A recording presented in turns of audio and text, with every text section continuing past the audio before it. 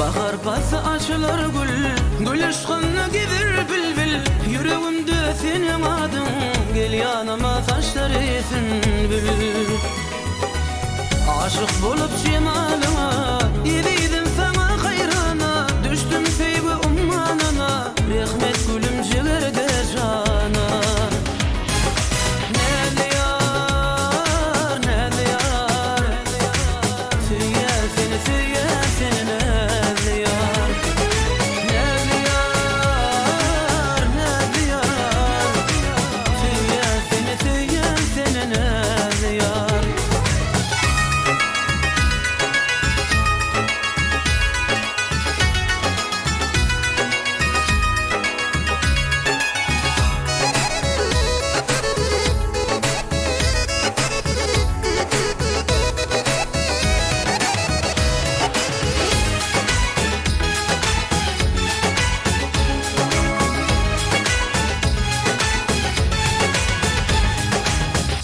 Yönledime kurban, gülüm taşımdır kulyan. Gözlerim özüge seyretme, süyen seni yürekten süyen.